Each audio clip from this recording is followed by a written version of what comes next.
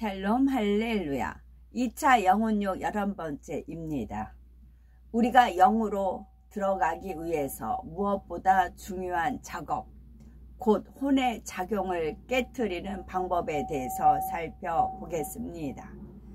사람은 눈에 보이는 육으로만 이루어진 것이 아니라 몸 안에 보이지 않는 영과 혼이 있습니다.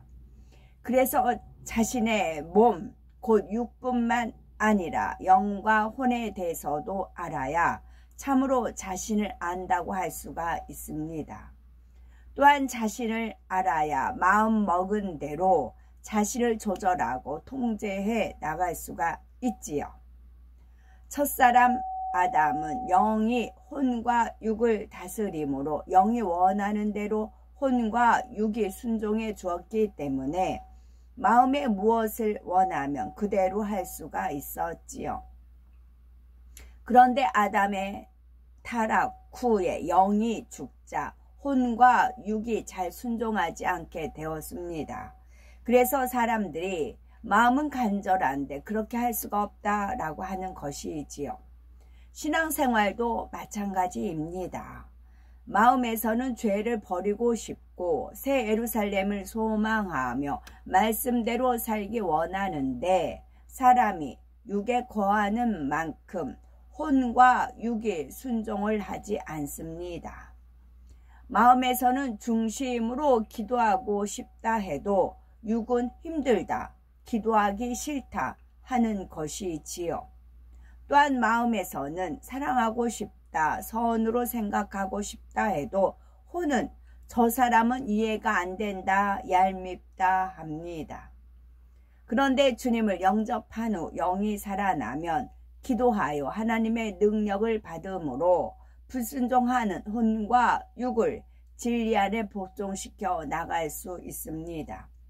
성령으로 영을 나아가는 만큼, 성결되는 만큼 영의 힘이 점점 강해지기 때문에 마음이 원하면 혼과 육이 그대로 순종하는 것이지요. 우리가 주님을 영접하면 성령을 받고 죽었던 영이 되살아나 중심에서부터 기쁨과 감사가 넘쳐납니다. 그런데 아무리 복음을 들어도 믿지 못하는 사람들이 세상에는 참으로 많습니다. 이는 그들의 혼이 강하게 작용하기 때문이지요. 눈에 보이지도 않는 하나님을 어떻게 믿는가? 동정녀가 어떻게 잉태할 수 있고 죽은 사람이 어떻게 부활할 수 있는가? 이렇게 혼의 작용이 먼저 일어나기 때문에 전도를 받아들일 수가 없는 것입니다. 고린도전서 2장 14절에 육에 속한 사람은 하나님의 성령의 일을 받지 아니하나니 저희에게는 미련하게 보이며 또 깨닫지도 못하나니 이런 일은 영적으로라야 분변함이니라 말씀하십니다. 따라서 사람이 영의 것들을 받아들이기 위해서는 먼저 비진리의 혼의 작용을 깨트리고 마음의 문을 열어야 합니다.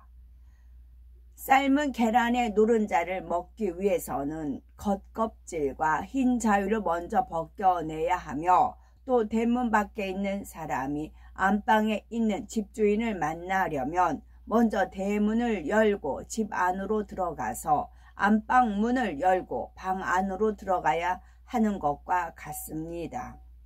이처럼 먼저는 혼을 깨트리고 곧 생각의 문을 열고 다음에 마음의 문을 열어야 복음이 사람의 영에까지 닿을 수가 있는 것입니다. 그러면 어떻게 해야 혼을 깨트릴 수가 있을까요? 가장 중요한 것은 상대가 스스로 내 지식과 생각이 옳지 않구나 하고 인정하도록 하는 것입니다. 이전까지 자신이 옳다고 믿어온 지식들과 생각이 진리가 아님을 깨달아야 자신의 생각과 맞지 않는 영적인 말씀들을 들을 때에도 받아들일 자세가 되기 때문입니다. 하나님은 눈에 보이지 않기 때문에 믿을 수 없다라고 생각하는 사람에게는 눈에 보이지 않는다고 해서 믿지 못하는 것은 잘못이라는 사실을 깨우쳐 주어야지요. 공기나 바람 혹은 적외선이나 자외선이 우리 눈에는 볼 수 없다고 해서 존재하지 않는 것은 아닙니다. 마찬가지로 영이신 하나님을 우리 눈으로는 배울 수 없다고 해서 믿을 수 없다 하는 것은 잘못이지요. 하나님께서 살아 계신다는 사실을 가장 쉽게 알려줄 수 있는 증거들은 사람으로서는 나타낼 수 없는 권능의 역사들입니다. 하나님만이 행하실 수 있는 기사와 표적들을 통해서 보이지 않는 하나님을 믿게 할 수가 있는 것이지요. 사람으로서는 나타낼 수 없는 권능의 역사들, 무엇보다 사랑이 가장 최고입니다. 하나님은 사랑이십니다. 요 근래 제가 사랑한다는 말을 상대방으로 또 많이 들어요. 그것은 저보다 연세가 30 더하기 20 더하기 25 정도. 그러니까 85세, 90세 된 어르신들이 있죠. 어제도 이제 그 91살 잡수신 어르신이에요. 술을 이빠이 쳤어요. 술이 취해가지고 혀도 안 돌아갑니다. 전화 와가지고 이제 사랑한다고 이제 그러세요. 아우 저도 예수님 안에서 사랑합니다 라고 이제 이 말씀을 드리죠. 그래서 이제 이때 다른 때 예수님 얘기 그런 얘기 하면 안 된다고 전에 제가 말씀드렸네요. 버스 안에서 이제 그 예수님 믿어야 영생하고 죽지 않고 오래 산다고 얘기했더니 아이고 저보고 여기는 그런 얘기 하면 안 된다고 이제 막으셨던 게 있었어요. 근데 그랬을 때 그때는 저도 예수님 안에서 이제 사랑해요 하고 이제 전화가 끊어졌지요. 그래서 제가 주로 배우는 분들은 80세 거의 80세 되세요. 82, 3, 4 그렇게 분들을 주로 이제 만나요. 이건 왜 그러냐면 그분들이 삶에서 살아온 지혜들이 있어요. 그리고 저는 제가 알기로는 80세까지 안 가요. 헤브라님이 너는 죽지 않는다 그러셨고, 또 학수고대라는 게 있고 우리나라에서 지금 많이 풀어졌잖아요. 그러니까 하나님께서 이렇게 퍼즐 이렇게 축적해 놨다가 이제 많이 이제 믿음들이 장성한 믿음들이 됐고, 제가 이제 말을 해도 이제 받아들일 수 있는 그런 믿음의 분량들이 되니까 하나님께서 저한테 깨우쳐 주신 겁니다. 그러니까 영은 알았겠지만 25년 전에 알려주셨지만 이거를 이제 하나님께서 증거와 함께 하나님께서 말씀하게끔 해서 이제 믿음으로 받아들이고, 이것을 가장 먼저 깨달으신 분은 103의 그 이제 박사님이세요. 이제 박사님께서 이제 다니엘서 그때 공부하러 갔을 때 그거를 깨달으셨어요. 지성소의 언약계, 법계 그거를 아셨어요. 그래서 지성소 법계를 섬기는 사람들, 주변에 제사장들이 있잖아요. 그 사람들을 제가 이것도 말씀드렸네요. 다 힌트 드렸네요. 저는 제가 숨기고 웅크리고 감추고 그러지를 못해. 그런 사람이 너무 싫어가지고, 그런 사람은 오래 살아봐가지고 저는 그게 너무 싫어요. 감추고 웅크리고 속이고 막 그런 게 싫어서 저는 그렇게 안 하려고 합니다. 그러다 보니 성격도 그렇지만 아버지 하나님께서 이제 깨닫는 대로 얼른 이제 흘러버리고 말씀드리고 저는 또 잊고 다른 일을 하고 그러지요. 그래서 80세 연세 드신 분들은 제가 그 삶을 안 사니까 미리 그분들 삶을 보면서 나도 이때는 이렇게 했다 이렇게 했다 그렇게 이제 공부가 되는 것이지요. 그래서 근래 몇 분 80몇 살 잡수신 어르신들이 많이 이렇게 호감 있게 대해 주세요. 이제 암암리에 저는 예수님의 사랑을 전하지요. 그래서 권능은, 사랑의 권능이 가장 크다는 말씀입니다. 어떤 사람들은 진화론은 과학적이므로 믿을 수 있고 창조론은 비과학적이라서 믿을 수 없다라고 합니다. 그러면 진화론이 오히려 과학적이지 못하며 창조론이 더 과학적이고 논리적임을 알려주면 되지요. 인종과 문화를 초월하여 모든 사람이 눈 2개, 코 하나에 콧구멍 2개, 입 하나, 양쪽 귀 등 그 구조와 기능까지 동일한 것을 통해 진화론이 옳지 않음을 깨우쳐 주는 것입니다. 이는 짐승들, 새와 물고기, 심지어 곤충들까지 동일하지요.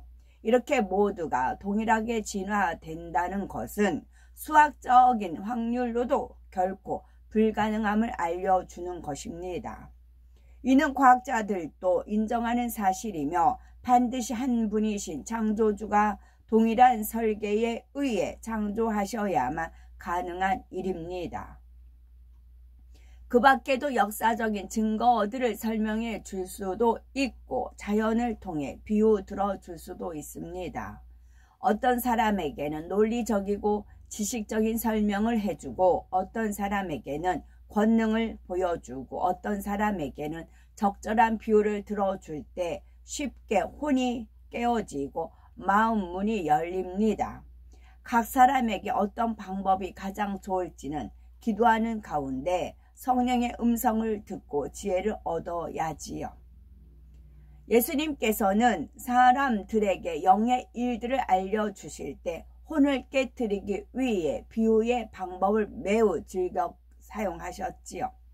예수님 당시 율법주의자들은 예수님이 안식일에도 병자들을 치료하셨다고 해서 예수님은 안식일을 어기는 죄인이라 정죄했습니다.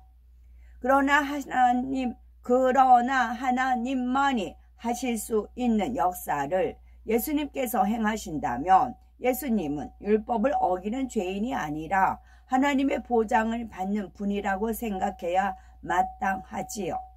안식일이든지 다른 날이든지 하나님의 권능으로 병자를 치료하며 귀신 들린 자를 고쳐준다고 해서 이러한 행함이 어찌 하나님을 거역하는 일이고 율법을 어기는 일이겠습니까? 이렇게 참된 것을 설명해 준다고 해도 당시의 율법주의자들은 이해할 수가 없었습니다. 그들의 혼적인 작용, 곧 율법에 대해 스스로 만들어 놓은 틀이 너무 강해서 자신들이 옳다고만 생각했기 때문이지요. 이에 예수님께서는 여러 가지 비유를 통해 그들의 잘못된 생각과 틀을 깨우쳐 주십니다. 그리하여 혼의 작용으로 가로막혀 있던 그들도 자신들의 잘못된 생각과 틀을 발견할 기회를 얻을 수 있었던 것이지요. 이미 구원받은 성도들의 신앙이 성장하고 영으로 더 깊이 들어가기 위해서도 비진리의 혼의 작용을 날마다 깨트려 나가야 합니다. 나름대로 열심히 신앙생활을 하지만 더 깊은 영의 세계로 신속하게 들어가지 못하고 정체되어 있는 사람들이 많이 있는데 그 중에는 혼적인 작용 속에서 영의 깨우침이 막혀 있는 경우가 많습니다. 욥의 경우 그의 행위적으로나 마음으로나 자신이 아는 한도 내에서는 지극히 온전히 행했기에 스스로가 악하다고는 전혀 생각할 수 없었지요. 그러나 그의 깊은 본성 속에는 분명 악이 있었고 더 온전해지기 위해서는 이것조차도 발견해서 벗어버려야 했습니다. 스스로가 온전하다고 믿는 욥이었기에 그가 악을 발견하고 깨닫기 위해서는 하나님께서 특별한 방법으로 그의 혼을 깨뜨려 주셔야만 했지요. 그래서 하나님께서는 욥에 대한 사단의 송사를 받아주시고 심한 연단을 받게 하신 것입니다.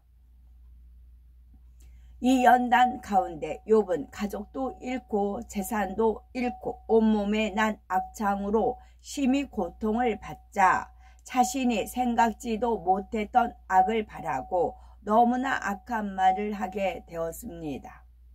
이 순간 하나님께서 그의 악을 깨우쳐 주시자 욥은 자신의 모습을 분명히 깨달을 수 있었지요. 그리고 이를 철저히 회개하여 버림으로 더 깊은 영의 차원으로 들어갈 수 있었고, 육적으로도 이전보다 갑절이나 더 큰 축복을 받을 수 있었습니다. 오늘날도 혼의 작용을 깨뜨려 버릴 때라야 자신의 악함과 부족함을 발견할 수 있습니다. 그렇지 않으면 신앙생활을 오래 했다 해도 변화가 더디고 영적으로 정체되기 마련이지요. 하나님께서 이것은 하지 말고 저것은 하라 하셔도 생각 속에서 이런저런 핑계를 대며 불순종하는 경우가 있습니다. 내가 이것을 하지 않으면 맡아서 할 만한 사람이 없습니다. 내가 이것을 하는 것이 하나님 나라에 더 유익이 됩니다. 하는 등 나름대로 이유가 있는 것이지요. 불순종은 교만요 악에서 나온다는 말씀을 들어서 알지만 나는 정당한 이유가 있으니 예외의 경우라고 하거나 나는 주를 위해 선한 마음으로 그리하였다 할 뿐 자기 모습을 인정하지 않는 것입니다. 그러나 먼저 낮아진 마음으로 자신의 잘못을 인정하고 회개하여 돌이킬 때라야 자신의 중심에 대해서 더욱 밝히 깨달을 수 있습니다. 이렇게 혼을 깨트릴 때 하나님께서도 그를 더 온전케 하시고 더 깊은 영의 세계로 인도하실 수 있습니다. 어떤 사람은 악을 행하고도 그럴 수밖에 없는 상황이었다 하거나 저 사람이 나에게 악을 행했기 때문에 나도 악으로 대응할 수밖에 없었다 말하기도 합니다. 그러나 환경 탓, 남의 탓을 하는 것이 아니라 먼저 자신의 악함을 철저히 인정해야 합니다. 요한일서 1장 9절에 만일 우리가 우리 죄를 자백하면 저는 미쁘시고 의로우사 우리 죄를 사하시며 모든 불의에서 우리를 깨끗게 하실 것이요 라고 했고, 시편 51편 6절에는 중심의 진실함을 주께서 원하시오니 내 속에 지혜를 알게 하시리다 했습니다. 이러한 진실한 중심으로 말씀 속에 자신을 비춰볼 때, 그리고 하나님 앞에 자신의 잘못된 모습을 인정할 때 참된 회개가 이루어지며 혼이 깨어질 수 있습니다. 그럴 때라야 자신의 참된 모습이 발견되며 위로부터 은혜와 능력이 임하고 영으로 들어갈 수 있는 지혜가 임하는 것입니다. 사도 바울은 당대 최고의 가말리엘 문화에서 수학한 사람으로 세상적인 학식과 교양도 많고 율법에 대해서도 많은 지식들을 쌓았지요. 그러나 예수 그리스도를 믿고 성령의 역사를 체험하면서 자신이 옳다고 믿고 있던 육의 지식과 생각, 의와 틀, 모든 혼적인 것들을 철저히 깨트리고 하나님 앞에서 온전히 낮아진 모습으로 영으로 변화되기를 구했습니다. 그 결과 그는 성령의 역사 속에서 하나님과 밝히 교통하며 수많은 계시를 받아 육의 사람으로서는 결코 알 수 없는 영의 비밀들을 알게 되었고 놀라운 권능을 행할 수 있었지요. 오늘날도 영으로 들어가려면 이런 자세가 되어야 합니다. 혼이 깨어져야 말씀을 영적으로 깨우칠 수 있고 순종도 할 수 있으며 성령의 음성을 밝히 듣고 영의 세계를 보고 들을 수 있습니다. 항상 영적으로 깨어서 모든 비진리의 지식과 생각과 틀을 깨트림으로 날마다 더 신속히 더 깊은 영의 세계로 또한 더 좋은 천국으로 침노에 들어가는 복된 우리가 되어야 되겠습니다. 아멘.